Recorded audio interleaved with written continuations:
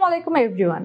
দেশ বিদেশের সর্বশেষ স্পোর্টস আপডেট নিয়ে বিয়ন্ড বর্ডার স্পোর্টসের নিয়মিত আয়োজন sports bulletin powered by Sakurazaka Japanese language and cultural centre.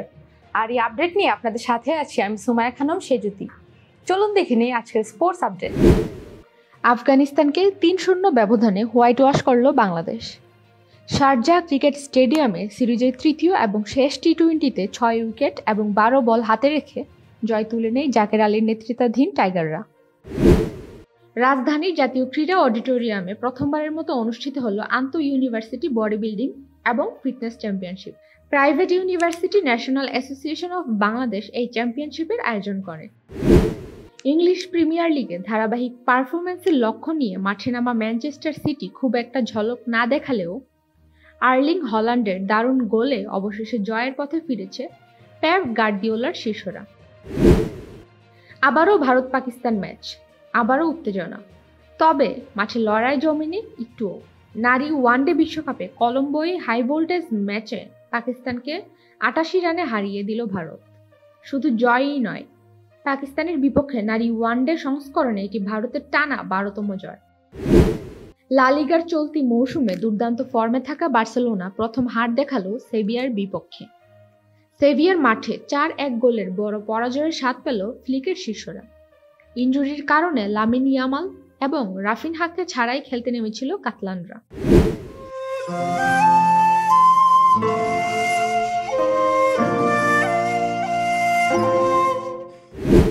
চিলিতে অনুষ্ঠিত অনূর্ধ্ব-২০ বিশ্বকাপে বড় ধাক্কা খেল ব্রাজিল। রামন মেনেজেসের নেতৃত্বে ৩ ম্যাচে ২ হার এবং ১ ড্র নিয়ে গ্রুপ পর্বেই বিদায় নিল ৫ বারের সাবেক চ্যাম্পিয়ন ব্রাজিল অনূর্ধ্ব-২০ দল। বাংলাদেশ হ্যান্ডবল ফেডারেশনের ব্যবস্থাপনায় এবং ঢাকা আইসক্রিম ইন্ডাস্ট্রিজ লিমিটেডের পৃষ্ঠপোষকতায় অনুষ্ঠিত হল ২৯তম স্কুল হ্যান্ডবল প্রতিযোগিতা। বালক এবং বালিকা ২ বিভাগেই চ্যাম্পিয়ন হয়েছে সানি ডেইলি। বাংলাদেশের জন্য শক্ত প্রতিপক্ষই অপেক্ষা করে আছে। ৯ই অক্টোবর ঢাকা জাতীয় স্টেডিয়ামে হংকংকে আতিথ্য দেবে জামাল ভুঁইয়ার, যার জন্য ৩০ সেপ্টেম্বর থেকে শুরু হয়েছে হাবিয়ের ক্যাব্রেরার অনুশীলন ক্লাস। লেস্টার সিটির সঙ্গে ব্যস্ততার কারণে দেরি করে হলেও সেই ক্লাসে যোগ দিতে ঢাকায় আসলো দেশের সবচেয়ে বড় তারকা হামজা চৌধুরী। দক্ষিণ এশিয়ার ফুটবল ফেডারেশন সাফ নতুন টুর্নামেন্ট শুরু করতে যাচ্ছে। আগামী বছর ১৩ থেকে ২৬শে জানুয়ারি থাইল্যান্ডে নারী এবং পুরুষ সাফ ফুটসাল অনুষ্ঠিত হবে।